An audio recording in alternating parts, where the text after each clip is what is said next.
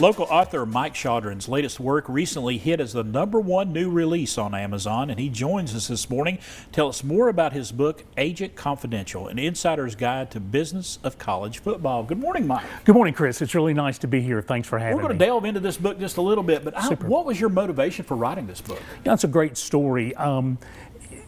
College football is such a wonderful game, Chris. Yes, it is. The pageantry, the rivalries, the traditions, we just all love it. So I wrote the book, Agent Confidential, to really tell the story, what's going on behind the curtain. Because what you and I see on Saturday is not what is happening behind the scenes with coaching contracts, with NIL player deals, with conferences signing deals with private equity. So what we see is not really what is happening. So I wrote the book to show the fan what's really happening, how the sausage is made. And I think a lot of us, we think about Saturdays and the sport and the pageantry of it, but to get from that point, it's a year-round process, and a lot of business goes on behind the scenes. It absolutely does. I mean, if you look at what's happening with coaching contracts, with NIL, with media contracts, it really is going on all the time. And the thing is, when we as fans see decisions that are made, they were made much longer before we ever even saw them. So, for example, with a coaching search, you'll start to hear names early on. By the time a coaching search is announced, it's already done. So the ADs and the agents have already talked together and pretty well put the deals together before the public even knows about it. So we usually get that press release, we're going to start a nationwide search. Correct. That nationwide search, 99% of the time, has already taken place. It has already been done. Usually you might interview a couple of different coaches, but it has already taken place. The agents and the ADs have already coordinated all of that. There's a part of the book we talk about too about athletic directors, because that is an absolutely thankless job that athletic directors, and it's almost impossible because they're serving so many different constituencies. You've got boards of directors, you've got presidents, you've got rich alums, you've got egocentric coaches. It's almost an impossible job, and in fact the chapter in the book is called The Impossible Job. Oh wow. Let's talk about NIL, because I think that's foremost on a lot of people's thought process right now.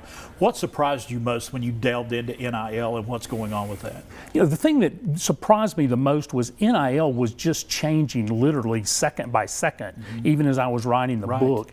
And what happened with NIL is good. Players needed to be able to be paid. The bad thing is there are no guardrails on how to control it. So what surprised me the most is the size of the contracts. These started out as being selling jerseys with kids' names on them and doing car dealership ads. These are now national marketplaces for these players. The other piece is the utter lack of loyalty from a player to a school, because they're just going and chasing the money. And I don't fault them for that. They're making economic decisions that are to benefit their families. But I really hate that you don't see a player come in now, get developed for over 3 or 4 years, and then move on. Because now, there's an SEC basketball player who has played at 6 different SEC basketball schools.